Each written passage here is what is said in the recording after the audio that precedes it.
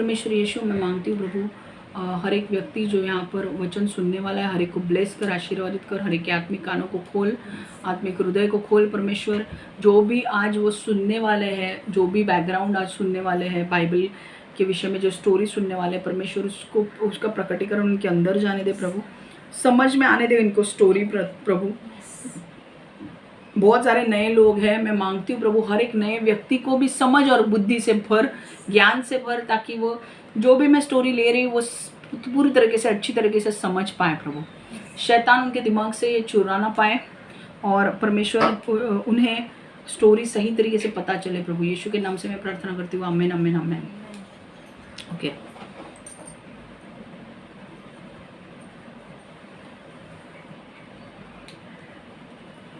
Okay अब मैं पहला हिंदी में ले रही हूँ, हिंदी में मैं स्टोरी बताऊंगी, फिर इंग्लिश और मराठी में ले लूँगी, ठीक है। अब हिंदी में एक एक करके हम आगे बढ़ेंगे क्योंकि टोटल वर्सेस है 31 वर्सेस है, ठीक है। स्टोरी मुझे बतानी है, स्टोरी क्या हुआ, ठीक है। तो हम हिंदी से पढ़ेंगे, फिर हम इंग्लिश और मराठी में आएंगे, ठीक है। निर्गमन 4 पहले वचन से 31 वचन तक। मूसा के लिए प्रमाण। तब मूसा ने परमेश्वर से कहा, किंतु इज़राइल के लोग मुझ पर विश्वास नहीं करेंगे जब मैं उनसे कहूँगा कि तूने मुझे भेजा है। वे कहेंगे यहोवा ने तुमसे बात नहीं की। किंतु परमेश्वर ने मूसा से कहा, तुमने अपने हाथ में क्या ले रखा है। ओके, अब हुआ क्या देखो, मैं छोटे छोटे ये लेके समझा रही हूँ। हुआ क्या कि मूसा को कॉलिंग आया, बुलाहट आई कि इजरायली लोगों को छुड़ाने के लिए जाना है। मूसा को जब बोला गया परमेश्वर, तो मूसा तैयार हो गया। पर मूसा ने क्या बोला, मैं वापस मिस्र देश में जाऊंगा और मैं इजरायली लोगों को बोलूंगा, पर अगर मैं कैसे यकीन करूं कि वो लोग मेरा भरोसा करेंगे कि मुझे परमेश्वर मिला है या नहीं। कैसे यकीन करेंगे वो लोग, मैं कैसे समझूं कि वो लोग यकीन करेंगे कि मैं अगर जाके बोलूं मुझे परमेश्वर मिला है। तो फिर परमेश्वर उसे कुछ साइंस देने लगता है कि तू ऐसा कर और फिर समझेगा। तो वो क्या साइन थी अब हम देखेंगे, सुनो। तब मूसा ने परमेश्वर से कहा, किंतु इजराइल के लोग मुझ पर विश्वास नहीं करेंगे जब मैं उनसे कहूंगा कि तूने मुझे भेजा है। वे कहेंगे यहोवा ने तुमसे बात नहीं की। समझा? वो कहेंगे कि यहोवा ने तुमसे बात नहीं की। तो मैं क्या साइन दूं उनको जिससे उन्हें समझ में आएगा कि तूने मुझसे बात की है। किंतु परमेश्वर ने मूसा से कहा, तुमने अपने हाथ में क्या ले रखा है। मूसा ने उत्तर दिया, यह मेरी टहलने की लाठी है। तब परमेश्वर ने कहा, अपनी लाठी को जमीन पर फेंको। इसलिए मूसा ने अपनी लाठी को जमीन पर फेंका और लाठी एक सांप बन गई। मूसा डरा और इससे दूर भागा। ओके, यहाँ तक मैं बोलती हूँ। क्या हुआ कि परमेश्वर ने बोला, भाई तेरे हाथ में तू क्या लेकर घूम रहा है। तो बोलता है, मैं टहलता हूँ ना। उस टाइम पे चरवाए लोगों के पास हमेशा काठी होती थी, लाठी होती थी, क्योंकि कोई भी एक भेड़ बकरी या कहीं गई तो वो लोग लाठी से उनको डायरेक्शन देते थे। तो वो लाठी लेकर चलते थे और वहाँ पे माउंटेन एरिया होता था इजराइल में। अगर आप देखोगे ना, चढ़ान बहुत होती थी, तो वो लोग लाठी हमेशा लेकर चलते थे।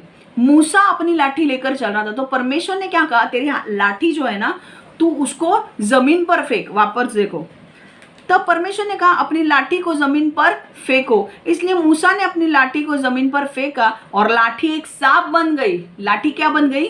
सांप बन गई। मूसा डरा और इससे दूर भागा। उसको डर लगा और वो दूर भागा। किंतु यहोवा ने मूसा से कहा, आगे बढ़ो और सांप की पूंछ पकड़ लो। हालेलुया। देखो परमेश्वर ने क्या बोला, तू लाठी डाली तो वो सांप बन गया। अब मूसा डर गया, भाई सांप बन गया, मैं कैसे उठाऊं। परमेश्वर ने क्या कहा, उसकी पूंछ पकड़, पीछे से पकड़ उसको। और जब तू पीछे से उसको पकड़ेगा तो वो वापस लाठी बन जाएगी। आगे देखो, किंतु यहोवा ने मूसा से कहा, आगे बढ़ो और सांप की पूंछ पकड़ लो। इसलिए मूसा आगे बढ़ा और उसने सांप की पूंछ पकड़ लिया। जब मूसा ने ऐसा किया तो सांप फिर लाठी बन गया। हालेलुया। तब परमेश्वर ने कहा, अपनी लाठी को इसी प्रकार उपयोग करो और लोग विश्वास करेंगे कि तुमने यहोवा अर्थात अपने पूर्वजों के परमेश्वर, इब्राहिम के परमेश्वर, इसहाक के परमेश्वर तथा याकूब के परमेश्वर को देखा है। तो क्या हुआ, सिंपल क्या बोला, लाठी ले और नीचे फेंक, सांप बनेगा। सांप बनने के बाद पीछे से उठा, वापस लाठी बनेगी। तो ये चिन्ह तुझे उनके सामने करना है। जब इजरायली लोगों के सामने तो खड़ा हो जाएगा और बोलेगा ना कि मुझे परमेश्वर मिला, तो वो लोग वो यकीन नहीं करेंगे तुझ पे, तब तुझे ये चिन्ह उनके सामने करना है। देखो परमेश्वर क्या पावर, देखो मूसा कोई ऑर्डिनरी प्रॉफिट नहीं था। मैं बार बार ये चीज रिपीट कर रही हूँ, मूसा कोई साधारण प्रॉफिट नहीं था, उसके साथ परमेश्वर की उपस्थिति चलती थी। समझ में आ रहा है? कोई ऐसा लाठी फेंकोगे तो सांप बनेगा क्या? जादू मंत्र करने वाले लोग थोड़ा सा जादू करके वो सब कर सकते हैं, बट परमेश्वर के आगे चमत्कार नहीं कर सकते। वो लोग ब्लैक मैजिक कर सकते हैं पर मिरेकल नहीं कर सकते, है ना? जादू टोना, जादू और चमत्कार में फर्क है। समझ में आ रहा है? जादू टोना करना और चमत्कार में फर्क है। जादू टोना गलत लोग करते हैं, शैतान के लोग जादू टोना करते हैं, परमेश्वर के लोग जादू टोना नहीं करते हैं। परमेश्वर के द्वारा क्या आता है? चमत्कार। समझ में आ रहा है? तो वो क्या था? लाठी फेंक के सांप बनना क्या था? चमत्कार था। हालेलुया। वो क्या हाथ चालकी नहीं थी? कभी कभी हाथ चालकी करके कुछ लेकर आते हैं, इधर से कुछ भी निकालते हैं। हाथ चालाकी नहीं थी, वो एक्चुअल सांप बन गया, इसलिए वो डर गया सांप पकड़ने को। समझा गया? समझो, स्टोरी को समझो, बहुत इंटरेस्टिंग स्टोरी है। कैसे अपने बच्चों को बचाने के लिए परमेश्वर ने मूसा को तैयार किया, और परमेश्वर को ये भी पता था कि मूसा भी कमजोर है, बट मूसा को कैसे ट्रेन किया परमेश्वर ने कि तू डर मत रे, मैं तेरे साथ हूँ, तू जाएगा ना। उस टाइम पे ये लोग को चिन्ह देख के ही समझ में आते था। परमेश्वर ने बोला मैं दूंगा तुझे चिन्ह, तू जा, मेरे नाम से ये सिर्फ काम कर और होगा। हालेलुया। देखो आज परमेश्वर हमारे लेवल पे उतर आके काम करता है कि नहीं?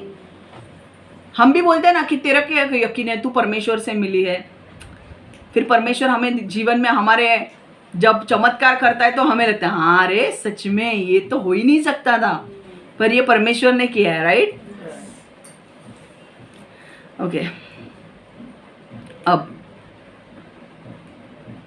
तब यहोवा ने मूसा से कहा, 6वां वचन, तब यहोवा ने मूसा से कहा मैं तुमको दूसरा प्रमाण दूंगा, दूसरा चिन्ह दूंगा। तुम अपने हाथ को अपने लबादे के अंदर करो।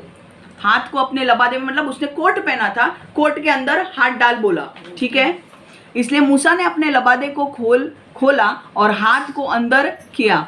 तब मूसा ने अपने हाथ को लबादे से बाहर निकाला और वह बदला हुआ था। उसका हाथ बर्फ की तरह सफ़ेद हो। एक मिनट, हाँ पूरा एक है। इसलिए मूसा ने अपने लबादे को खोला और हाथ को अंदर किया। तब मूसा ने अपने हाथ को लबादे से बाहर निकाला और वह बदला हुआ था। उसका हाथ बर्फ की तरह सफ़ेद दागों से ढका था। बहुत सारे लोग मानते उसको लेप्रेसी हो गया। मतलब क्या किया? परमेश्वर ने बोला, उसका कोट था, वो कोट निकाला, उसने कोट के अंदर हाथ डाला। परमेश्वर ने बोला तेरे कोट के अंदर हाथ डाल।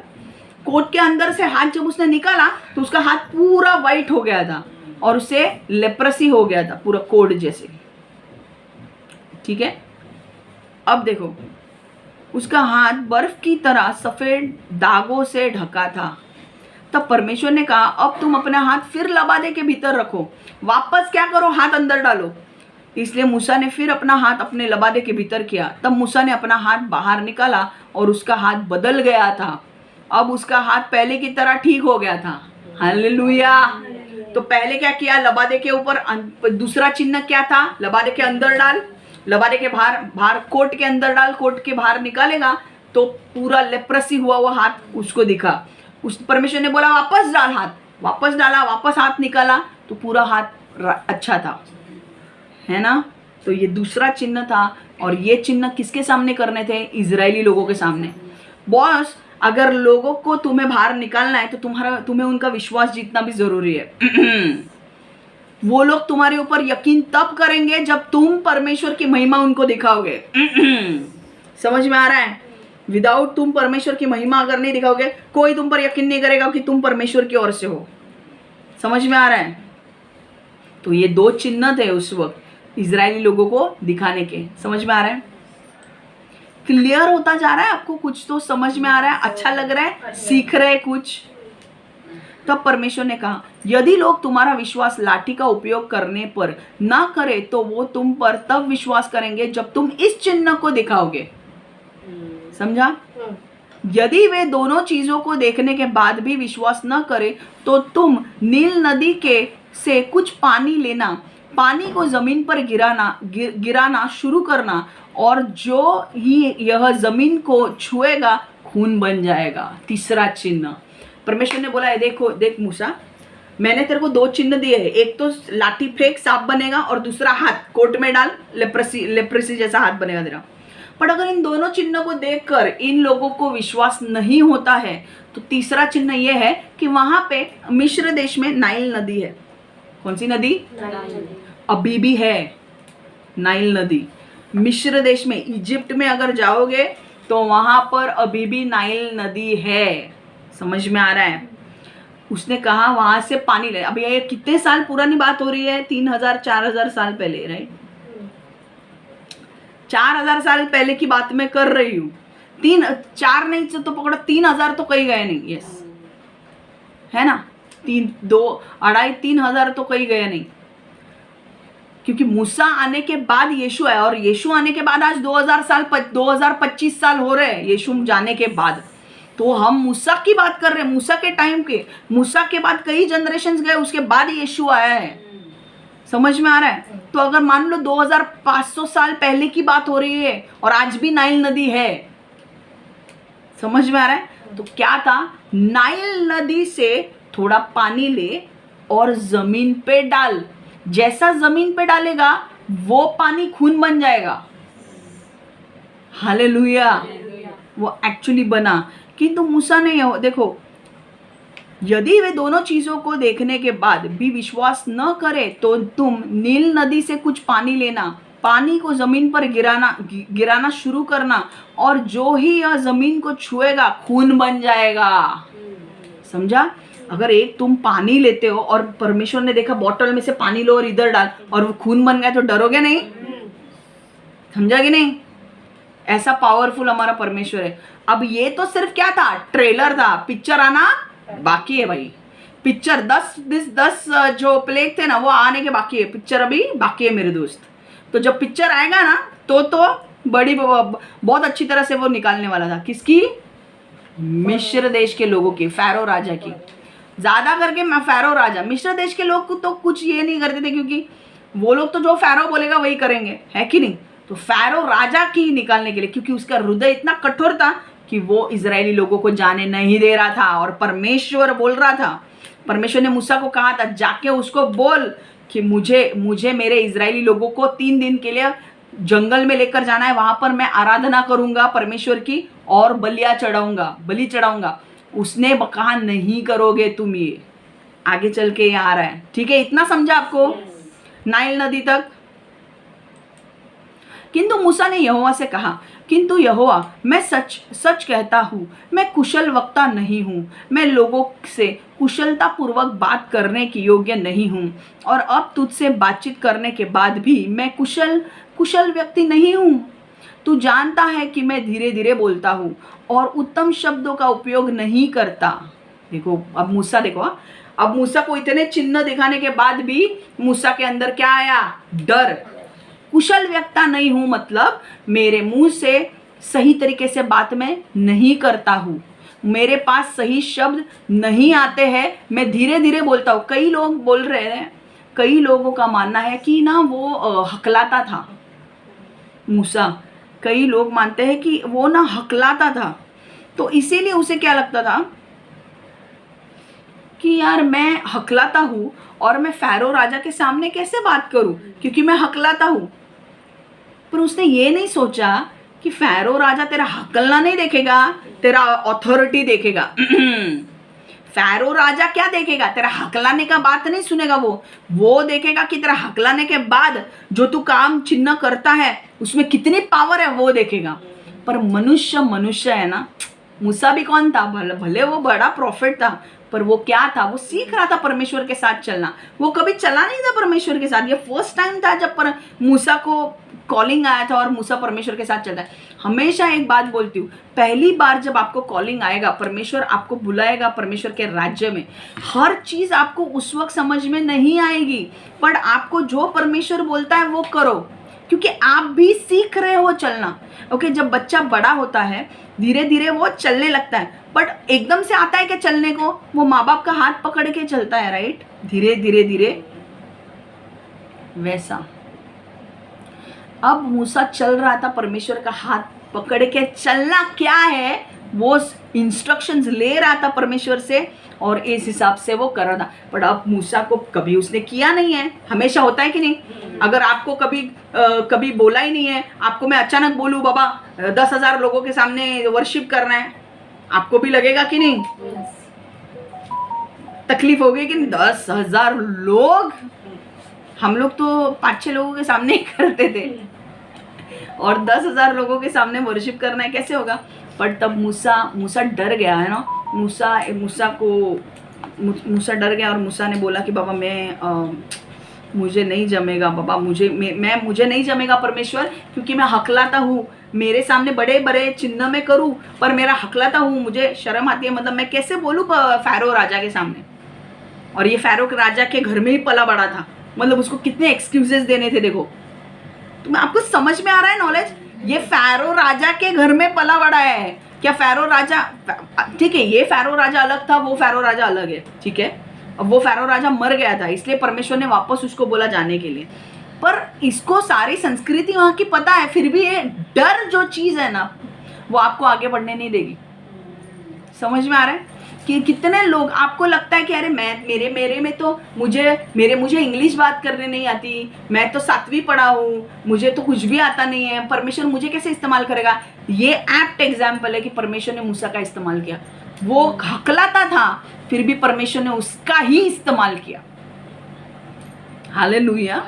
तो अगर आप लोग बोल रहे हो ना कि यार मुझे नहीं आता, मैं कैसे ये करूँ, मैं तो पढ़ा लिखा नहीं हूँ, मैं सीखा हुआ नहीं हूँ, मेरे में बहुत खराबी है, मुझे कैसे परमेश्वर इस्तेमाल करेगा? मूसा को इस्तेमाल किया, आपको भी इस्तेमाल करेगा। Hallelujah, hallelujah. समझ में आ रहा है?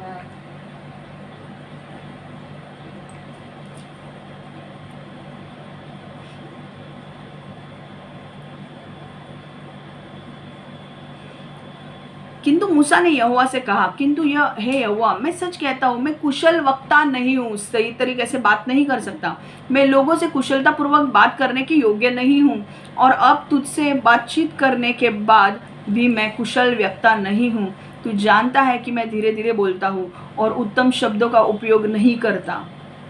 तब यहोवा ने उससे कहा, मनुष्य का मुंह किसने बनाया, और एक व्यक्ति को कौन बोलने और सुनने में असमर्थ बना सकता है? मनुष्य का कौन देखने वाला, और मनुष्य को कौन देखने वाला और अंधा बना सकता है? परमेश्वर बोल रहा है, मनुष्य को, कुछ लोग बात नहीं कर पाते, कुछ लोगों को मैं अंधा बनाता हूं, तो उनको कौन बनाता है अंधा? परमेश्वर। कुछ लोग जो म्यूट होते हैं, कुछ लोग बात नहीं कर पाते, परमेश्वर कौन, किसने बनाया? वैसे परमेश्वर ने। कुछ लोग अंधे बनते हैं, कुछ लोग मुक्के बनते हैं, बोल नहीं पाते, कुछ लोग डेफ बनते हैं, सुन नहीं पाते, बहरे, तो उनको क्या किसने बनाया? तो यही परमेश्वर बोल रहा है। तब यहोवा ने उनसे कहा, मनुष्य का मुंह किसने बनाया, और एक व्यक्ति को कौन बोलने और सुनने में असमर्थ बना सकता है? क्या लूसीफर बना सकता है? नहीं। मनुष्य को कौन देखने वाला और अंधा बना सकता है? यह मैं हूं जो इन सभी चीजों को कर सकता हूं। समझ में आ रहा है? तो जो लोग अंधे हैं, बहरे हैं, मुक्के हैं, वो लोग को अंधा, बहरा, मुक्का किसने बनाया? परमेश्वर। समझ में आ रहा है? मैं यहोवा हूं, इसलिए जाओ, जब तुम बोलोगे मैं तुम्हारे साथ रहूंगा, मैं तुम्हें बोलने के लिए शब्द दूंगा। तब परमेश्वर ने क्या बोला कि मैं यहोवा हूं, मैं परमेश्वर हूं, तू सिर्फ जा और जो मैं काम करने को बोल रहा हूं वो कर, मैं तेरे साथ रहूंगा और मैं तुझे शब्द दूंगा। हालेलुया। कई बार है ना, हमें बॉस से छुट्टी मांगने के लिए डर लगता है, ये छुट्टी मांगो, क्या बोलेगा परमेश्वर? बोलेगा मैं अगर तुझे बोल रहा हूं कि वो कॉन्फ्रेंस अटेंड कर तो जा और बात कर, क्या होगा वो देखेगा।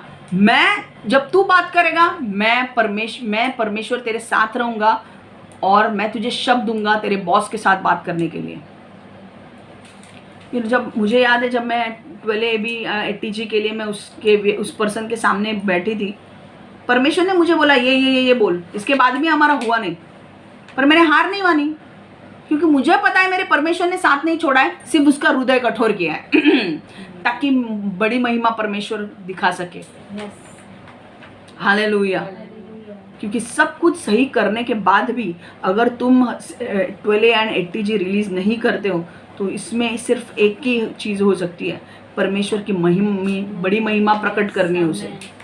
इतना परमेश्वर चिन्ह दिखाने के बाद, फैरो राजा को इतने चिन्ह दिखाए, आगे आप चिन्ह देखोगे ना, आप पागल होने वाले हो कौन से परमेश्वर ने काम किए वहां पे।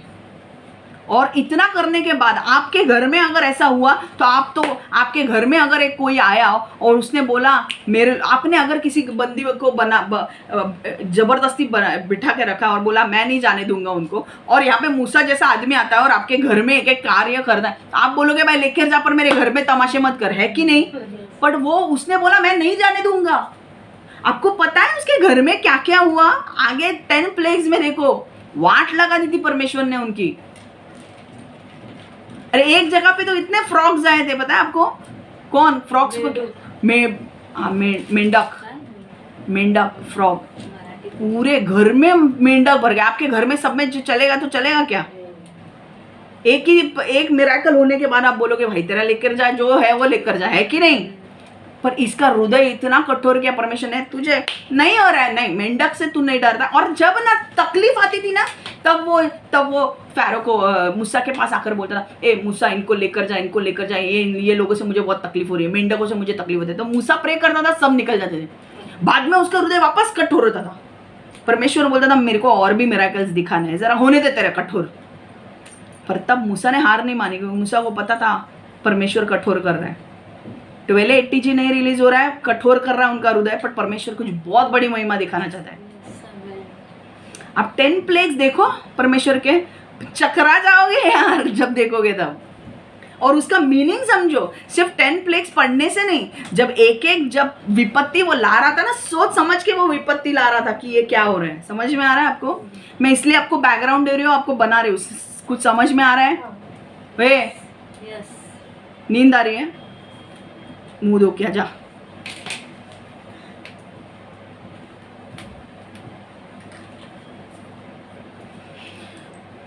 किंतु मूसा ने कहा मेरे यहोवा मैं दूसरे व्यक्ति को भेजने के लिए प्रार्थना करता हूँ, मुझे ना भेज। देखो तो मूसा ने क्या कहा, इतना होने के बाद देख परमेश्वर तू मुझे मत भेज, किसी और व्यक्ति को भेज। यहोवा ने मूसा पर क्रोधित हुआ, मूसा के ऊपर गुस्सा किया यहोवा ने कहा मैं तुमको सहायता के लिए एक व्यक्ति दूंगा, मैं तुम्हारे भाई हरून का उपयोग करूंगा, वह कुशल व्यक्ति है। मतलब मूसा को नहीं आ रहा था ना बात करने को, तो मूसा ने क्या बोला, किसी और को भेज। पर परमेश्वर उसके ऊपर बहुत क्रोधित हो गया। क्यों? क्योंकि परमेश्वर ने उसके ऊपर इन्वेस्ट किया है बॉस। 40 साल तक वो भेड़ बकरी चलाता रहा, ऐसे ही नहीं, परमेश्वर उसको ट्रेनिंग दे रहा था कि अगर भेड़ बकरियों को संभाल सकता है तो मेरे लोगों को भी संभालेगा। भेड़ बकरियों को जंगल में लगता है तो मेरे लोगों को भी लगेगा, तो ये पट्टी लगाएगा, मलम लगाएगा। समझा गया? जैसे भेड़ बकरियों को किसी केयर करता है ना, मेरी भेड़ बकरी खोनी नहीं चाहिए, वैसे मेरे लोगों की केयर करेगा। परमेश्वर अपने लोगों से बहुत प्यार करता है, बहुत। और इसीलिए उसे ऐसे चरवाए चाहिए जो परमेश्वर के लोगों का ख्याल रखे, उनका फायदा ना उठाए। समझा? आजकल जहां देखो साले सब फायदा उठा रहे। अपने को क्या मिल रहा है उनको पता है? आपको सच में बोलूं, मैं लोगों को कुछ पड़ी नहीं है। पास्टर्स है, पास्टर्स, परमेश्वर के चरवा में से एक पास्टर्स, जो परमेश्वर की भेड़ को संभालने का, लोगों को संभालने का, उनको पता है क्या होता है? वो लोग एक इसमें होते हैं प्रेस्बिटेरियन में, जहाँ पे एक ये है, एक इंस्टीट्यूशन है, उसके नीचे वो लोग काम करते हैं। वो लोग को महीने का 4 रविवार निकालना होता है, और महीने के 4 रविवार में अगर 1-2 रविवार किसी और को देंगे प्रीच करने के लिए, 2 रविवार खुद प्रीच करेंगे, चौथा 5वां संडे आया, अब किसके लिए? सैलरी के लिए रुकेंगे, हमारी सैलरी आएगी। कितना प्रीच किया? 4 बार प्रीच किया। 4 बार प्रीच करने का मौका है क्या? कितने एक महीने में कितने वीक्स होते हैं? 4 या 5। तो उसमें भी 1-2 लोगों को कोई दे देता है, 3 हफ्ते ये प्रीच करता है, 3 या 2 हफ्ते, 2 लोग, कभी कभी उसके नीचे वालों को 2 देता है, और चौथा 5वां व्यक्ति आ गया हफ्ता, पैसा कभी आएगा बैंक में, ये हमने किया ना काम। ये ऐसे पास्टर्स होते हैं, उनको कुछ पड़ी नहीं है भाई, उनको सिर्फ अपने पैसों से मतलब है।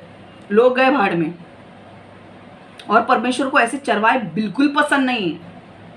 परमेश्वर बोलता है मूसा को 40 साल तक भेड़ बकरी संभालने का काम इसीलिए दिया ताकि वो 20 लाख लोगों को संभाल सके, और परमेश्वर को बिल्कुल अच्छा नहीं लगेगा कि उसके लोगों की देखभाल अगर सही नहीं हुई तो। लोगों को ना सिर्फ लिटरली बहुत सारे पास्टर्स हैं जो सिर्फ पैसों के लिए लेते हैं, और प्रीचिंग तो कुछ भी करेंगे। अरे क्या करना है, प्रीचिंग करना है ना, हाँ चल पुराने नियम से निकाल के एक स्टोरी बता देंगे, हो गया अपना काम। नए नियम तो आता नहीं है, पुराने नियम से सिखाएंगे स्टोरी। अपने को क्या करना है? 4 संडे निकालना है, बाद में अपना सैलरी आएगा। सैलरी 4 संडे बीच में, और वो बीच में पार्ट टाइम जॉब उसका अलग होता है पैसा कमाने का। मतलब चर्च के यहाँ से वो लोग को पैसा मिलता है, प्लस पार्ट टाइम अपना काम खुद का अलग करते। देखा कैसे लूटते हैं? और तुमको क्या पता, तुम जितने टाइड वाइड देते हो उसमें से कितना लूटते होंगे अपने लिए। मैं ये नहीं बोल रही हूँ कि टाइड में से पैसा लेना ये नहीं है, ले सकते हैं, बट कुछ लोग लूटते हैं, लिटरली लूटते हैं। टाइड का पैसा टाइड में जाता ही नहीं है, और ऐसा रियल में है। इसीलिए परमेश्वर अच्छे चरवाओं को ढूंढ रहा है, ऐसे चरवाए जो उसकी भेड़ों की रखवाली करे। समझा? इसलिए परमेश्वर क्यों मूसा पे क्रोधित हुआ? क्योंकि 40 साल तक मूसा को ट्रेनिंग दिया भेड़ बकरी संभालने का, और अब वो बोल रहा है मैं अच्छा व्यक्ता नहीं हूं, मैं नहीं जाऊंगा, तो किसी को भी बुरा लगेगा ना परमेश्वर को। इसलिए परमेश्वर ने बोला मैं तेरे लिए एक व्यक्ति अरेंज कर रहा हूं, वो है हरून। हरून बात करेगा तेरे लिए, उसका भाई। यहोवा मूसा पर क्रोधित हुआ। यहोवा ने कहा मैं तुमको सहायता के लिए एक व्यक्ति दूंगा, मैं तुम्हारे भाई हरून का उपयोग करूंगा, वह कुशल व्यक्ता है। हरून पहले ही तुम्हारे पास आ रहा था, वह तुमको देखकर बहुत प्रसन्न होगा, वह तुम्हारे साथ फिरौन के पास जाएगा, मैं तुम्हें बताऊंगा कि तुम्हें क्या कहना है। तब तुम हरून को बताओगे, हरून फिरौन से कहने के लिए उचित शब्द चुनेगा। हरून ही तुम्हारे लिए लोगों से बात करेगा, तुम उसके लिए महान राजा के रूप में रहोगे, और वह तुम्हारा अधिकृत व्यक्ता होगा। मतलब हरून, जो भी मूसा को बोलना है हरून बोलेगा, ठीक है, और चिन्ह कौन करेगा? मूसा करेगा। इसलिए जाओ और अपनी लाठी साथ ले जाओ, अपनी लाठी और दूसरे चमत्कारों का उपयोग लोगों को यह दिखाने के लिए करो कि मैं तुम्हारे साथ हूँ। समझ में आया?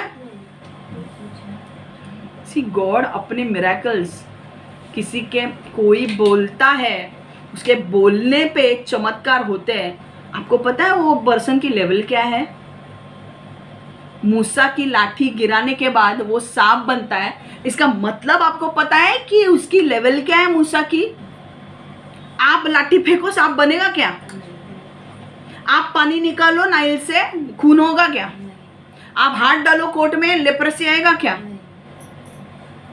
मूसा और ये परमेश्वर इतने क्लोज थे, और परमेश्वर अपने बड़े बड़े चमत्कार उसी व्यक्ति के द्वारा करेगा जो उसके क्लोज है, उसके करीब है। समझ में आ रहा है? हल्के से मत लो इन चीजों को। जब तुम एक बड़े भविष्यवक्ताओं को देखते हो ना, ये रियल भविष्यवक्ता, फेक लोग नहीं चाहिए मुझे। उस टाइम पे तुम्हें समझेगा कि लोग, वो आदमी की लेवल क्या है, एक प्रॉफिट की लेवल क्या है। बॉस समझा कि गॉड अपने मिरेकल्स एसोसिएट कर रहा है उस व्यक्ति के साथ। परमेश्वर अपनी महिमा एक व्यक्ति के द्वारा कर रहा है, तो वो व्यक्ति इंपॉर्टेंट है कि नहीं? वो व्यक्ति ने कुछ तो पापड़ बेले होंगे ना भाई, तब उसकी परमेश्वर उसके ऊपर विश्वास रख के वो कर रहा है। समझ में आ रहा है? अब देखो, मूसा मिस्र लौटता है। स्टोरी समझ में आ रही है? फिर मैं हिंदी और इंग्लिश में बोलूंगी, तब क्लियर हो रहा है। तब मूसा ने अपने ससुर यित्रो के पास लौटा। मूसा ने यित्रो से कहा, मैं आपसे प्रार्थना करता हूँ कि मुझे मिस्र में अपने लोगों के पास जाने दो। मैं यह देखना चाहता हूँ कि क्या वे अभी तक जीवित है। यित्रो ने मूसा से कहा, तुम शांतिपूर्वक जा सकते हो। यित्रो कौन था? मूसा का ससुरा, फादर इन लॉ। तो मूसा ने कहा कि अभी देखो, मैं मिदियन में हूँ, मुझे परमेश्वर मिस्र में जाने के लिए कह रहा है, तो मुझे जाना है। तो यित्रो कहता है कि बिंदास तू जा, शांतिपूर्वक जा। उस समय जब मूसा मिदियन में ही था, परमेश्वर ने उससे कहा, इस समय तुम्हारे लिए मिस्र को जाना सुरक्षित है। जो व्यक्ति तुमको मारना चाहता था वे मर चुके हैं। हालेलुया। फैरो राजा जो उसका खून पीना चाहता था मूसा का, वो मर चुका है और दूसरा राजा आया है। तो इसलिए मूसा को परमेश्वर ने क्या दिया? दिलासा दिया कि अब डर मत, तुझे कोई नहीं मारेगा। वहां पे यीशु जब जन्मने वाला था, तब यीशु का जन्म जब हुआ, तब यूसुफ को कहा गया था, यहाँ से निकल, क्योंकि यहाँ का जो राजा है उसका नाम क्या था? हेरोद ना? हाँ, हेरोद ने बोला था कि 2 साल के नीचे जो बच्चे हैं उनको मार डालो। इसीलिए वो लेकर भागा था उसको दूसरे देश में, यूसुफ। और जब यूसुफ को बोला गया, स्वर्गदूत ने कहा कि अब ना हेरोद मर गया है, पर हेरोद का लड़का राज कर रहा है। तो यीशु को बोला गया कि यूसुफ को बोला गया कि इसको ना गलील में लेकर जा सब भविष्यवाणी पूरी होने के लिए। क्योंकि एक भविष्यवाणी कहती है कि यीशु नाजरेत से आया है, एक भविष्यवाणी कहती है वो गलील से आया है। तो ये क्या था? टेम्पररी जगह यीशु की, यहाँ पे भी रहना, नाजरत में भी थोड़े टाइम रहना, गलील में भी रहना, फिर कफरनहूम में भी रहना। ये थोड़ा थोड़ा टाइम उसका रहना था, क्योंकि वो परमेश्वर की ओर से था, नहीं तो मार डालते वो लोग। समझ में आया है? कई बार तुमको दूसरे घर से दूसरे जगह पे निकालता है परमेश्वर, ये ऐसे नहीं है। परमेश्वर वो लोग को जानता है कि वो लोग तुम्हें क्या कर सकते हैं। इसीलिए जब परमेश्वर तुम्हें एक घर से दूसरे घर में लेकर जाता है, उसमें कुछ बड़ी बात है। क्योंकि गलील, जब परमेश्वर ने कहा यहाँ से निकल इजराइल से, क्योंकि ये मार डालेगा 2 साल के नीचे वाले बच्चे, और यीशु बच्चा था तब। यूसुफ वहां से भागा, कहाँ गया? एक मिस्र में भी गया, मिस्र में भी रहा है वो यीशु। फिर मिस्र में रहा, मिस्र से नाजरेत में रहा है थोड़ी दिन। फिर नाजरेत से वो गलील में रहा है, गलील से वो कफरनहूम में रहा है। समझा? तुमको पता नहीं है तुम क्यों भाग रहे हो। तुमको ऐसा लगता है मैं यहाँ से, तुमको क्या पता पीछे तुम्हारे लोग क्या कर रहे हैं, और वो लोग तुम्हें हानि कर सकते हैं, इसलिए परमेश्वर तुम्हें वहां से निकाल रहा है। पर जब तक परमेश्वर वापस नहीं बोलेगा निकलना नहीं, वहीं पे रुकना है। समझ में आ रहा है? क्योंकि परमेश्वर जानता है कौन सही है कौन गलत है। समझ में आ रहा है? जब परमेश्वर को पता चला फैरो राजा मर गया, तब उसने परमिशन दिए, सुनो मूसा निकल अभी। समझा? परमेश्वर तुमसे इतना प्रेम करता है कि वो अपने भविष्यवक्ता को कुछ हानि नहीं होने देगा। एलीशा बोलता था वो राजा को, राजा यहां से मत जा। क्यों? क्योंकि यहां पे तेरे लिए ट्रैप बना के रखा है। एलीशा को कैसे दिखता था? उसकी आत्मिक आंखें खुली थी।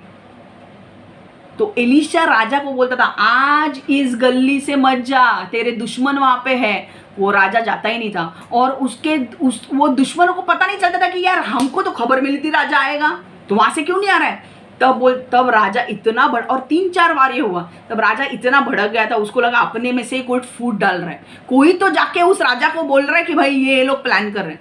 तो उसने बोला कौन प्लान कर रहा है मेरे को बताओ। तो उन्होंने बोला कोई प्लान नहीं कर रहा है, हम सब तेरे साथ हैं। हमें पता है कि एलीशा करके प्रॉफिट जो है ना वो उसके साथ है, और वो सारी बातें अपने बेडरूम से सुनता है। वो जहाँ पे भी बैठा है वहां से सुनता है और राजा को इंस्ट्रक्शंस देता है। उस टाइम पे आत्मा बाहर आना, आत्मा में देखना बहुत बड़ी बात थी। आजकल लूसीफर के साथ भी ये काम होते हैं।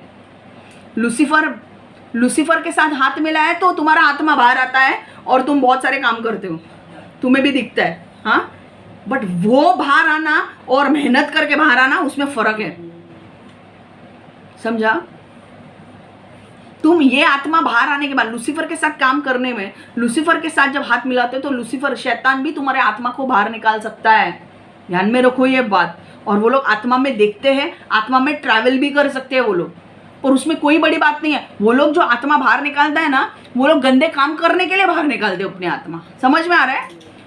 एलीशा गंदे काम करने के लिए आत्मा बाहर नहीं आता था उसका, ये देखता नहीं था, वो लोगों को बचाने के लिए करता था। उसकी आंखें खुली थी, इसलिए वो बोलता है ये तो अपने बेडरूम से सुनता है, ये तो अपने बेडरूम से देखता है। कैसे? उसकी आत्मिक आंखें खुली थी। और आज भी ये होता है, लूसीफर से हाथ मिलाने वाले लोगों की आंखें खुली है, आत्मिक आंखें खुली है, वो लोग ट्रैवल कर सकते हैं आत्मा में, उनका आत्मा बाहर आता है, क्योंकि लूसीफर ने वैसा करके रखा है। समझ में आ रहा है? पर वो लोग गंदे काम करने के लिए उनके आत्मा बाहर आते हैं। समझ में आ रहा है? उस समय जब मूसा मिदियन की 19वां वचन, उस समय जब मूसा मिदियन में ही था, परमेश्वर ने उससे कहा, इस समय तुम्हारे लिए मिस्र को जाना सुरक्षित है। जो व्यक्ति तुमको मारना चाहते थे वे मर चुके हैं। इसलिए मूसा ने अपनी पत्नी और अपने पुत्र को लिया और उन्हें गधे पर बिठाया। तब मूसा ने मिस्र देश की वापसी यात्रा की। मूसा उस लाठी को अपने साथ ले गया जिसमें परमेश्वर की शक्ति थी। समझा? अपने फैमिली को लेकर मूसा चला गया मिस्र की ओर। जिस समय मूसा मिस्र की वापसी यात्रा पर था, परमेश्वर उसे बोला, परमेश्वर ने कहा, जब तुम फिरौन से बात करो तो उन सभी चमत्कार को दिखाना। याद रखना, जिन्हें दिखाने की शक्ति मैंने तुम्हें दी है, किंतु फिरौन को मैं बहुत हट्टी बना दूंगा। क्या बोला उसने? जब तू इजिप्ट में जाएगा, मिस्र में जाएगा, सारे चिन्ह फैरो को बता, पर मैं उसका हृदय कठोर करूंगा, वो एक भी चिन्ह पे यकीन नहीं करेगा। चिन्ह होने के बाद भी वो यकीन, और वो तुमको नहीं छोड़ेगा।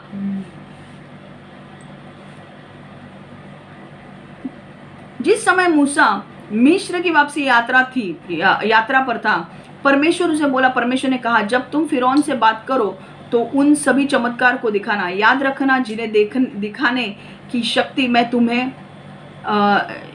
मैं तुम्हें दी है, किंतु फिरौन को मैं बहुत हट्टी बना दूंगा, वो लोगों को जाने नहीं देगा।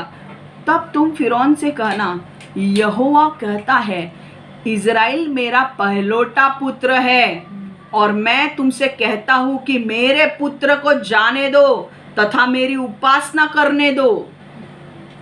समझ में आ रहा है? मूसा को बोला, इसको बोल फैरो को कि इज़राइल मेरा पहला पुत्र है और उसे जाने दो, सारे लोगों को मेरी उपासना करने दो। अगर तू उन्हें करने नहीं देगा तो मैं तेरे साथ गलत व्यवहार करूंगा। देख आगे देखो, यदि तुम इज़राइल को जाने से मना करते हो तो मैं तुम्हारे पहलौठे पुत्र को मार डालूंगा। समझ में आ रहा है? ये तो लास्ट ये था चिन्ह। अगर आप 10 प्लेग्स देखोगे, 10 चिन्ह, ये तुम्हें समझ में आ रहा है? आगे हम 10 चिन्ह की ओर जा रहे हैं, पर तुम्हें ये यात्रा समझ में आ रही है क्या थी? मैं चाहती हूँ कि आप लोग एक्सोडस घर पे जाके निर्गमन 1, 2, 3, 4 पढ़ो, ताकि मैंने जो सीखा है ना आपके फिट हो जाएगा माइंड में। समझ में आ रहा है? निर्गमन 2, 3, 4 पढ़ो, 1, 2, 3, 4। समझ में आ रहा है? धीरे धीरे पढ़ना, पर पढ़ना। अब पता है, मूसा को परमेश्वर ने कहा कि मेरे पुत्र को छोड़ने के लिए बोलो, वो नहीं छोड़ेगा। और जब वो नहीं छोड़ेगा ना, मैं आपको बोलती हूँ, लास्ट जो 3 था, 10 विपत्तियां थी, लास्ट की जो विपत्ति थी इतनी भयंकर थी कि परमेश्वर ने बोला अब डन हो चुका है बस, अब इसने ना हदें पार कर दी है। अब मैं ऐसी विपत्ति इसके घर में लाऊंगा कि इसका पहला पुत्र मरेगा, सब लोगों के पहले पुत्र मरेंगे। इमेजिन करो, एक देश में जितने लोग हैं, उनके पहले पुत्र, मतलब पहला बच्चा अगर मर गया तो हर एक घर में बॉडी होगी। हर एक घर में, जिनको बच्चा नहीं है वो ठीक है, पर जिनको घर में बच्चे हैं उनके हर एक घर में वो पुत्र छोटे भी हो सकते हैं, बड़े भी हो सकते हैं। हर एक घर में लाश होगी कि नहीं? और हर घर में मातम मनाया जाएगा कि नहीं? ये एक्चुअल में हुआ इजिप्ट में, ये हुआ है। अगर तुम्हें स्मशान में भी जाना है तो स्मशान में लंबी लाइन लगनी पड़ेगी भाई, क्योंकि इतने लोगों को जलाना है। हर एक घर में मिश्रम में कितने लोग होंगे बॉस। बाइबल में मैं 10 विपत्तियों में आपको ये सिखाऊंगी। समझ में आ रहा है? मूसा के पुत्र का, अभी देखो, मूसा के पुत्र का खतना। मूसा मिस्र की अपनी यात्रा करता रहा। यात्रियों के लिए बने एक स्थान पर वह सोने के लिए रुका। यहोवा इस स्थान पर मूसा से मिला और उसे मार डालने की कोशिश की। क्यों? मूसा ने क्या किया ऐसे कि मूसा को परमेश्वर ने मार डालने की कोशिश की? देखो, किंतु सिपोरा ने पत्थर का एक तेज चाकू लिया और अपने पुत्र का खतना किया। उसमें चमड़े को लिया और उसके पैर छुए। तब उसने मूसा से कहा, तुम मेरे खून बहाने वाले पति हो। सिपोरा ने यह इसीलिए कहा कि उसने अपने पुत्र का खतना उसे अपने पुत्र का खतना करना पड़ा था, इसलिए परमेश्वर ने मूसा को क्षमा किया और उसे मारा नहीं। बॉस, परमेश्वर का प्रॉफिट होना भी ना कोई कम डेंजरस बात नहीं है। अगर तुम एक गलती करोगे ना, परमेश्वर अगर तुमसे खफा हो गया तुम्हें मार भी सकता है। मतलब it is very dangerous, you are on the radar.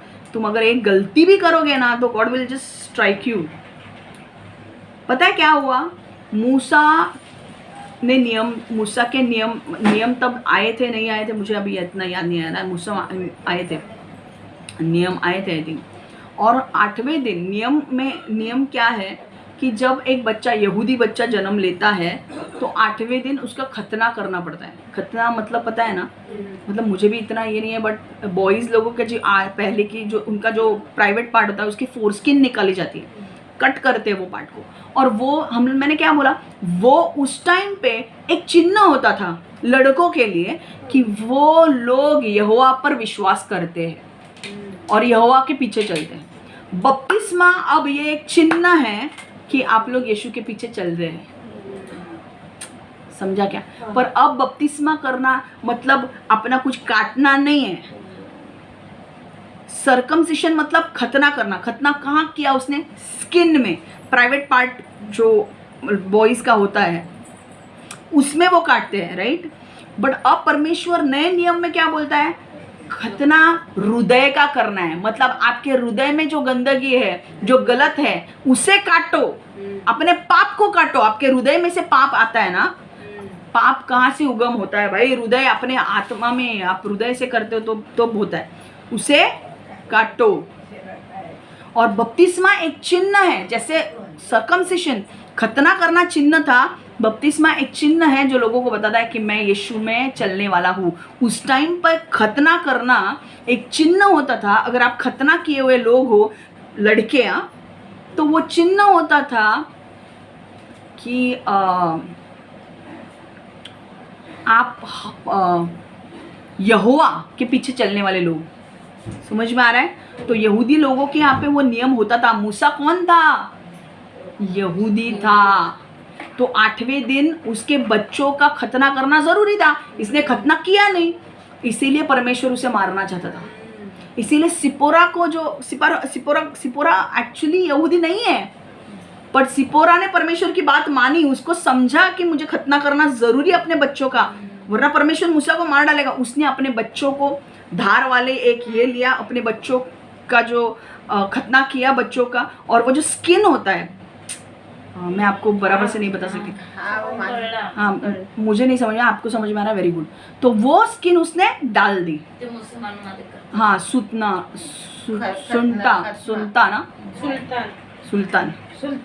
सुल्तान नहीं, सुनता, खतना का सुनता असं काहीतरी म्हणतात, मराठीमध्ये सुनता म्हणतात ना, असं काहीतरी।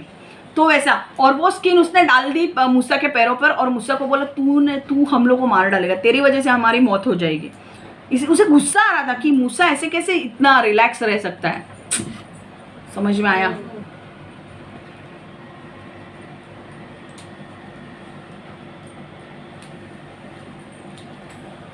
ओके, परमेश्वर के सामने मूसा और हारून। यहोवा ने हारून से बात की थी। यहोवा ने उससे कहा था, मरुभूमि में जाओ और मूसा से मिलो, इसलिए हारून गया और परमेश्वर के पहाड़ पर मूसा से मिला। जब हारून ने मूसा को देखा, उसने उसे चूमा। मूसा ने हारून को यहोवा द्वारा भेजे जाने का कारण बताया, और मूसा ने हारून को उन चमत्कारों और उन संकेतों को भी समझाया। तो परमेश्वर ने क्या किया? मूसा के लिए किसकी मदद भेजी? वो कौन था? हाँ, सगा भाई था मूसा का। ठीक है। परमेश्वर कई बार, देखो, आप अकेले काम करने से डरते हो ना, तो कई बार परमेश्वर आपके लिए मदद भेजता है, लोगों के द्वारा, पैसों के द्वारा, या कई बार होता है कि नहीं, आप अकेले काम नहीं कर सकते हैं ना, वो तो परमेश्वर आपके लिए मदद भेजता है कि नहीं। अपन लफड़े करते हैं उधर घर के, फिर घर संवारने के लफड़े के लिए हम पास्टर को भेजते हैं।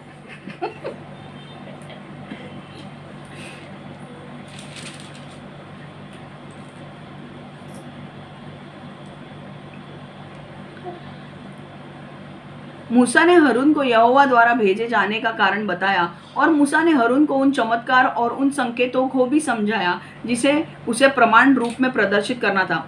मूसा ने हारून को यह सब कुछ बताया जो यहोवा ने कहा था। इस प्रकार मूसा और हारून गए और उन्होंने इज़राइल के लोगों के सभी बुजुर्गों, नेताओं को इकट्ठा किया। तब हारून ने लोगों से कहा, उसने लोगों को वे सारी बातें बताई जो यहोवा ने मूसा को कही थी। सब लोग, इजरायली लोगों को इकट्ठा किया और उस इजरायली लोगों को हारून ने बताया कि मूसा को परमेश्वर ने क्या बोला वो, क्योंकि वक्ता कौन था अब? हारून। तब मूसा ने सब लोगों को दिखाने के लिए सारे प्रमाणों को करके दिखाया, सारे चिन्ह इजरायली लोगों के सामने करके दिखाए। लोगों ने विश्वास किया कि परमेश्वर ने मूसा को भेजा है। उन्होंने झुककर प्रणाम किया और परमेश्वर की उपासना की, क्योंकि वे जान गए कि परमेश्वर इजराइल के लोगों की सहायता करने आया है। और उन्होंने परमेश्वर की इसलिए उपासना की क्योंकि वे जान गए कि यहोवा ने उनके कष्टों को देखा है।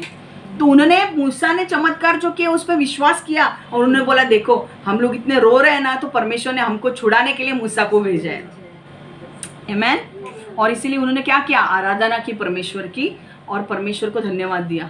ओके, अब मैं यही मराठी और हिंदी में बोल रही हूँ, इंग्लिश में बोल रही हूँ, जिनको नहीं समझ में आ रहा है। अब मैं इंग्लिश में बोलूँगी तो बहुत फटाफट समझ में आने वाला है बाकी लोगों को। मराठी में बोलूँगी तो आपको पूरी स्टोरी फटाफट समझेगी। ठीक है, अब मैं ये रिवाइज कर रही हूँ फटाफट। Exodus 4:1-31. Moses answered, "What if they do not believe me or listen to me and say, 'The Lord did not appear to you'?" Then the Lord said to him, "What is in your hand?" "A staff," he replied. The Lord said, "Throw it on the ground." Moses threw it on the ground and it became a snake, and he ran from it. Then the Lord said to him, "Reach out your hand and take it by the tail." So Moses reached out and took hold of the snake, and it turned back into the staff in his hand. This said the Lord is so that they may believe that the Lord, the God of their father, the God of Abraham, the God of Isaac, and the God of Jacob has appeared to you. Then the Lord said, "Put your hand inside your cloak." So Moses put his hand into his cloak, and when he took it out, the skin was leprous. It had become as white as snow. "Now put it back into your cloak," he said. So Moses put his hand back into his cloak, and when he took it out, it was restored like the rest of his flesh. Then the Lord said, "If they do not believe you or pay attention to the first sign, they may believe the second. But if they do not believe these two signs or listen to you, take some water from the Nile and pour it on the dry ground. The water you take from the river will become blood on the ground." Moses said to the Lord, "Pardon your servant, Lord. I have never been eloquent, neither in the past nor since you have spoken to your servant. I am slow of speech and tongue." The Lord said to him, "Who gave human beings their mouth? Who makes them deaf or mute?" Shabnam बाद में कर. The Lord said to him, "Who gave human beings their mouth? Who makes them deaf or mute? Who gives them sight or makes them blind? Is it not I, the Lord? Now go, I will help you speak and will teach you what to say." But Moses said, Pardon your servant, Lord. Please send someone else." Then the Lord's anger burned against Moses, and he said, "What about your brother Aaron the Levite? I know he can speak well. He is already on his way to meet you, and he will be glad to see you." You shall speak to him and put words in his mouth. I will help both of you speak and will teach you what to do. He will speak to the people for you, and it will be as if he were your mouth, as if you were God to him. But take this staff in your hand so you can perform the signs with it. Moses returns to Egypt. Then Moses went back to Jethro, his father-in-law, and said to him, "Let me return to my own people in Egypt to see if any of them are still alive." Jethro said, "Go, and I wish you well." Now the Lord had said to Moses in Midian, "Go back to Egypt, for all those who wanted to kill you are dead." So Moses took his wife and sons, put them on a donkey, and started back to Egypt. And he took the staff of God in his hand. The Lord said to Moses, "When you return to Egypt, see that you perform before the Pharaoh all the wonders I have given you the power to do. But I will harden his heart so that he will not let the people go. Then say to Pharaoh, this is what the Lord says, Israel is my firstborn son, and I told you, let my son go so he may worship me.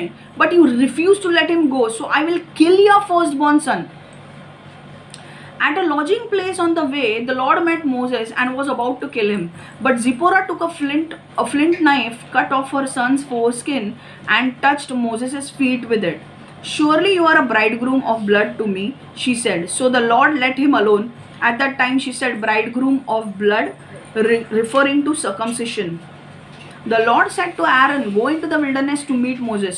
So he met Moses at the mountain of God and kissed him. Then Moses told Aaron everything the Lord had sent him to say, and also about all the signs he had commanded him to perform. Moses and Aaron brought together all the elders of Israelites, and Aaron told everything the Lord had said to Moses. He also performed the signs before the people, and they believed. And when they heard that the Lord was concerned about them and had seen their misery, they bowed down and worshipped. अब मैं मराठी में बोल रही हूँ, सुनो. ये क्यों बोल रही हूँ? उनको जो मराठी में सुनते हैं उनके लिए भी चाहिए. मग मोशे देवाला म्हणाला, मोशे करता पुरावा. मग मोशे देवाला म्हणाला, "तू मला पाठविले आहेस असे मी इस्रायल लोकांना सांगेन, तेव्हा ते माझ्यावर विश्वास ठेवणार नाहीत. ते म्हणतील, परमेश्वराने तुला दर्शन दिले नाही." परंतु देव मोशेला म्हणाला, "तुझ्या हातात ते काय आहे?" मोशेने उत्तर दिले, "ती माझी काठी आहे." मग देव म्हणाला, "तुझ्या हातातली तुझी काठी जमिनीवर टाक." तेव्हा मोशेने तसे केले आणि त्या काठीचे साप झाला. तेव्हा मोशे घाबरला व त्यापासून बाजूला पळाला. परंतु परमेश्वर मोशेला म्हणाला, "तुझा हात पुढे कर व त्या सापाची शेपटी धर." तेव्हा मोशेने असे केल्यावर त्या सापाची पुन्हा काठी झाली. मग देव म्हणाला, याप्रमाणे तुझ्या काठीचा उपयोग कर, म्हणजे मग तू इस्रायलच्या पूर्वजांच्या परमेश्वराला, म्हणजेच अब्रामचा देव, इसाकचा देव व याकुबाचा देव याला भेटलास असा ते लोक विश्वास धरतील. मग परमेश्वर मोशेला म्हणाला, "मी तुला आणखी एक चिन्ह किंवा पुरावा देतो. तू तुझा हात जगायचा जग्याच्या आत तुझ्या छातीवर ठेव." तेव्हा मोशेने आपला हात जग्याच्या आत आपल्या छातीवर ठेवला. मग त्याने आपला हात बाहेर काढला, तेव्हा त्यावर बर्फासारखे पांढरे डाग दिसले. असा त्याचा हात बदलून गेला. मग देव म्हणाला, "आता पुन्हा तुझा हात जग्याच्या आत तुझ्या छातीवर ठेव." तेव्हा मोशेने तसे केले. मग त्याने आपला हात तेथून काढला, तेव्हा त्याच्यात बदल होऊन तो पुन्हा पूर्वीसारखा चांगला झाला. मग देव बोलला, "तू तुझ्या काठीचा चमत्कार दाखवल्यावरही जर लोकांनी तुझ्यावर विश्वास ठेवला नाही, तर मग हा हाताचा चमत्कार दाखवल्यावर ते तुझ्यावर विश्वास ठेवतील." हे दोन्ही चमत्कार दाखवल्यावरही त्यांनी जर तुझ्यावर विश्वास ठेवला नाही, तर मग नाईल नदीचे थोडे पाणी घे आणि ते जमिनीवर ओतल्याबरोबर त्याचे रक्त होईल. है ना? समझ में आ रहा है बोला तो? क्लियर है अभी? परंतु परंतु मोशे परमेश्वराला म्हणाला, परंतु परमेश्वरा, मी तुला खरे तो सांगतो, मी काही चांगला वक्ता नाही, मला लोकांसमोर कधीही नीट बोलता आलेले नाही, आणि आता तुझ्याबरोबर बोलल्यानंतरही नाही. तुला माहीत आहे की मी सावकाश व अडखळत बोलतो, आणि बोलताना मला योग्य प्रमाणकारक शब्द सापडत नाहीत. मग परमेश्वर त्याला म्हणाला, माणसाचे तोंड कोणी केले? माणसाला बहिरा, मुका, अंधळा किंवा डोळास कोण करतो? मीच की नाही? मी यावे आहे, होय ना? तेव्हा मी सांगतो, तू आता जा. तू बोलत असताना मी तुझ्याबरोबर असेन, मी योग्य शब्द तुझ्या मुखात घालीन. Hallelujah, very good. परंतु मोशे म्हणाला, माझा परमेश्वर, मी तुला कळकळीची विनंती करतो की तू दुसरा कोणाला पाठव, मला नको. परमेश्वर जब आपको कॉलिंग देगा ना और बुलाएगा ना, परमेश्वर का ऐसा मत बोलना मुझे नहीं, किसी और को बोल. समझा? परमेश्वर अगर यूज करना चाहता है तो यूज करने दो, खड़े रहो उसके लिए, परमेश्वर आपका इस्तेमाल करेगा. परमेश्वर मोशेवर रागवला. परमेश्वर म्हणाला, मी तुला आणखी मदत देतो. लेवी कुटुंबातील तुझा भाऊ अहरोन याचा मी उपयोग करतो. तो पटाईत वक्ता आहे. तो अगोदरच तुझ्याकडे येण्यास निघाला आहे. तुला भेटल्यावर त्याला आनंद होईल. तो तुझ्या बरोबर फॅरोकडे येईल.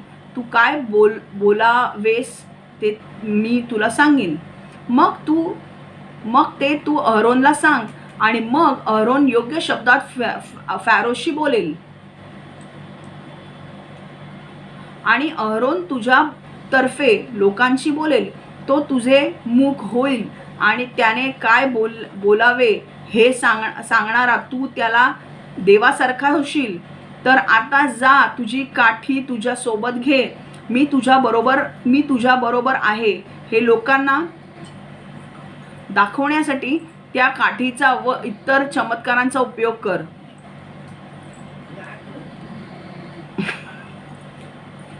मोशे मिसरला परत जातो. ते मुद्दाम हे होतंय डिस्टर्बन्स करायला. येस, मोशे मिसरला परत जातो. मग मोशे आपला सासरा इत्रो याच्याकडे परत गेला. तो इत्रोला म्हणाला, मला मिसरला माझ्या भाऊबंधांकडे जाऊ द्या. ते उद्या जिवंत आहेत की नाहीत ते मला पाहू द्या. इत्रो म्हणाला, तू शांततेने जा. तेव्हा मोशे उद्याप मिद्यानात असतानाच देव त्याला म्हणाला, आता मिसरला परत जाणे तुझ्यासाठी सुरक्षिततेचे आहे. जे लोक तुला ठार मारू पाहत होते ते आता मरण पावले आहेत. तेव्हा मोशेने आपली बायको व आपल्या मुलांना गाढवावर बसवले व त्यांना घेऊन तो मिसरला माघारी गेला. त्यांना देवाची सामर्थ्याने भरलेली आपली काठी बरोबर नेली. मोशे मिसरचा प्रवास करत असताना देव त्याच्याबरोबर बोलला. देव म्हणाला, तू फॅरोशी बोलताना मी तुला जे चमत्कार करण्याची शक्ती दिली आहे ते योग्य ते चमत्कार त्याला दाखवण्याची आठवण ठेव. परंतु मी फॅरोचे मन अतिशय कठीण करीन. तो तुम्हाला जाऊ देणार नाही. मग तू फॅरोला सांग की परमेश्वर म्हणतो, इस्रायल माझा मोठा मुलगा आहे, आणि मी तुला सांगत आहे की तू माझा थोरला मुलाला माझी उपासना करण्याकरिता जाऊ दे. जर तू माझ्या प्रथम जन्मलेल्या मुलास म्हणजे माझा इस्रायल लोकांस जाऊ देण्याचे नाकारशील तर मी तुझ्या प्रथम जन्मलेला म्हणजे थोरल्या मुलास ठार मारीन. कळलं? ये सच में हुआ. पुढे तुम्हाला सांगेन मी तुम्हाला बॅकग्राऊंड सगळी तयार करून देते, म्हणजे तुम्हाला कळतंय का बायबल, इंटरेस्ट वाढतोय बायबलमध्ये. मोशेच्या मुलांची सुनता होते. बघ, मी सुनता म्हटलं ना. मोशे मिसरच्या प्रवासात असताना एक ठिकाणी मुक्कामासाठी थांबला. तेव्हा परमेश्वराने मोशेला त्या ठिकाणी गाठून त्याला ठार मारण्याचा प्रयत्न केला. परंतु सिपोराने एक गारगोटीची धारधार सुरी घेतली व तिने आपल्या मुलाची सुनता केली. मग तिने मुलाची अग्रत्वचा घेतली आणि ती मोशेच्या पायावर ठेवून ती त्याला म्हणाली, तू माझ्या रक्ताने मिळवलेला नवरा आहेस. तुम्हाला सांगितलंय ते. सिपोरा असे म्हणाली कारण तिला आपल्या मुलांची सुनता करावी लागली. ॲक्च्युली सुनता कौन करता है? फादर करता है. समझ में आ रहा है? बच्चों का 8वें दिन सुनता कौन करता है? सर्कमसिशन कौन करता? बाप करायचा. सिपोराने केलं. सिपोरा असे म्हणाली कारण तिला आपल्या मुलांची सुनता करावी लागली. तेव्हा देवाने मोशेला क्षमा केली व त्याला ठार मारले नाही. देवासमोर मोशे व अहरोन. परमेश्वराने अहरोनला सांगितले होते, तू वळवंटात जाऊन मोशेला भेट. म्हणून अहरोनने देवाच्या डोंगरावर म्हणजेच होरेब किंवा सिनाय डोंगरावर जाऊन मोशेला भेटला. मोशे भेटल्यावर अहरोनाने त्याची चुंबन घेतले. परमेश्वराने मोशेला सांगितलेल्या सर्व गोष्टी मोशेने अहरोनला सांगितले व देवाने त्याला का पाठवले तेही सांगितले. तसेच परमेश्वराने मोशेला जे चमत्कार करून दाखवायचे आज्ञा दिली होती त्याविषयी त्याने अहरोनला सांगितले. मग मोशे व अहरोन यांनी जाऊन इस्रायली वंशजचे सर्व वडीलधारी एकत्र जमवले. नंतर परमेश्वराने मोशेला सांगितलेल्या सर्व गोष्टी अहरोनाने लोकांस कळवल्या. त्यानंतर मोशेने लोकांसमक्ष चमत्कार करून दाखवले. कोणते चमत्कार? वो हात अंदर डाला तो लेप्रसी होता है. पाण्याचं पाणी टाकल्यानंतर रक्त होतं आणि दुसरं काठीचं. ओके. तेव्हा देवाने मोशेने पाठवले असल्याबद्दल त्यांची खात्री झाली. देवाने त्यांच्या हाल अपेष्टा पाहिल्या आहेत व तो त्यांना भेटण्यास आला आहे हे त्यांना माहीत झाले. तेव्हा त्यांनी नमन करून देवाची उपासना केली. त्यांना कळलं की बाबा हे आपल्याला देवाने ह्या लोकांना मूसाला पाठवले आपल्याला काढायला आणि म्हणून मी काय करतोय, आम्ही देवाची उपासना करतो आणि आम्ही देवाला धन्यवाद देतो की देवाने आमच्यासाठी हे केलं. आमेन. झालं. हे मी आज हा बॅकग्राऊंड इथेच संपवते आहे. ठीक आहे. प्रेयर करूया आपण. परमेश्वर देवा, मी धन्यवाद देते प्रभू की आजचं बॅकग्राऊंड व्यवस्थित पार पडलं, स्टोरी व्यवस्थित कळली ह्या लोकांना, त्याच्यासाठी धन्यवाद देवा. ह्याच्या पुढे पण तू मला दाखव देवा, मला बॅकग्राऊंड परत अजून कुठली घ्यायची आहे की मला डायरेक्टली ह्याच्यावर जायचं आहे. परमेश्वर आम्हाला गाईड कर, आम्हाला लीड कर देवा आणि जे तू दाखवतोस तेच मला घ्यायला मदत कर देवा. आजचं वचन व्यवस्थित झाण्यासाठी झालं त्याच्यासाठी मी धन्यवाद देते देवा. एवढा त्रास होत असताना पण तू मला वचन घ्यायला मदत केली त्यासाठी मी धन्यवाद देते देवा. प्रत्येकाला ब्लेस कर, आशीर्वादित कर. हे वचन त्यांच्या आत जाऊ दे देवा, स्टोरी त्यांच्या आत क्लिअर होऊ दे देवा आणि त्यांना देवा प्रकटीकरण समजायला मदत कर देवा. त्यांचे आत्मिक कान उघड, आत्मिक डोळे उघड देवा, त्यांना वचन समजायला मदत कर देवा. येशूच्या नावात मी मागते. Amen, amen, amen. Bless you all. Take care.